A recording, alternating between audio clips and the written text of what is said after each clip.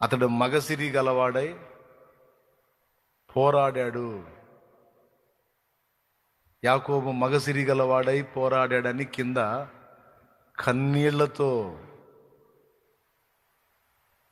కన్నీళ్లతో దేవుని పాదాలు పట్టుకున్నాడట. పెద్దగా ఏడ్చేశాడు. రొమ్ముకు రొమ్ము ఆనించడం కాదు, నీకు నేను దశంభాగాలు ఇయటం కాదు, నువ్వు నాకు దేవుడు అయి ఉంటాం కాదు, ఇక నువ్వే నాకు దిక్కు అని పట్టుకున్నాడు కాళ్ళు. ఇక లేదు వేరే ఆప్షన్ నాకు, ఇక లేదు నాకు వేరే ఆప్షన్, నువ్వే నాకు దిక్కు అని పట్టుకున్నాడు కాళ్ళు. అప్పుడు దీవించాడు. దేవునికి స్తోత్రం కలుగును గాక. ప్రియులారా, నీ జీవితంలో దేవుడు ఏశావులను అనుమతించాడో, ఫరోలను అనుమతించాడో, అలాంటి పరిస్థితులు అనుమతించాడో, ఇవన్నీ నిన్ను చెక్కడం, ఒక చక్కని శిల్పంగా చెక్కే దానిలో భాగాలే తప్ప దేవుడు నీ మీద ఏం పగబట్టలేదు, నువ్వంటే ఆయనకి ఏం ద్వేషం లేదు. ఇంకా చెప్పాలంటే తన ప్రాణం కంటే ఎక్కువ ఇష్టం నువ్వు ఆయనకి.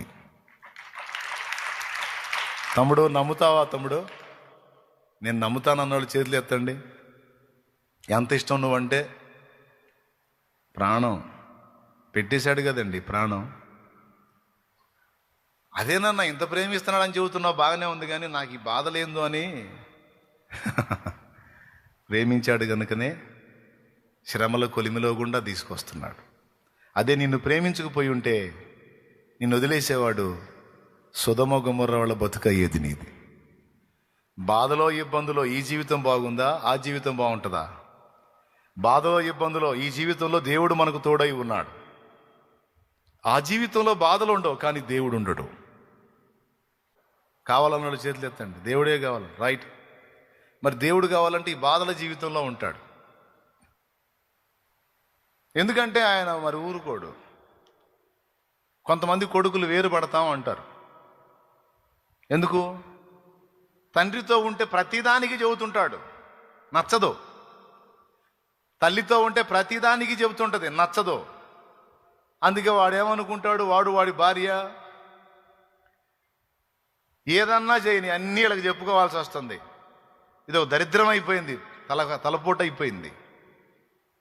మనం వేరైపోదాం.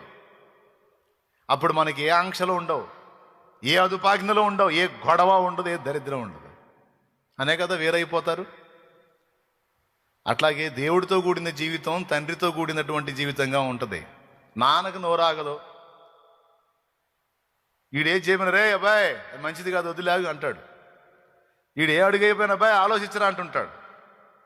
అట్లాగే దేవుడు కూడా మనల్ని ప్రేమిస్తాడు కనుక ఎట్టబడితే అట్ట బానీయుడు, ఓ పద్ధతి ప్రకారం తీసుకెళ్తాడు. అది అది అది దేవునితో కూడిన ప్రయాణం. స్తోత్రం. కాస్త కష్టాలైనా, కొద్ది కాలం కడగళ్ళైనా దేవునితో కూడిన జీవితమే ఆశీర్వాదకరం.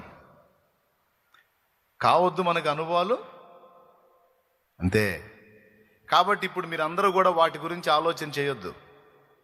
ఇప్పుడే కాదు, ఇంటికి పోయాక కూడా ఆలోచించొద్దు. అదే నన్ను ఆలోచించుకోకపోతే ఎట్లా అంటావు? సరే ఆలోచించి చించు. స్తోత్రం స్తోత్రం. ఏమి చించగలవు? వస్త్రంలో చించగలవు, అంత మించి ఏం చించలేవు. ఏమన్నా చించేది ఉంటే చెప్పు మరి. అదేదో దేవుని ముందు కూర్చో, దేవుని పాదాలు పట్టుకో.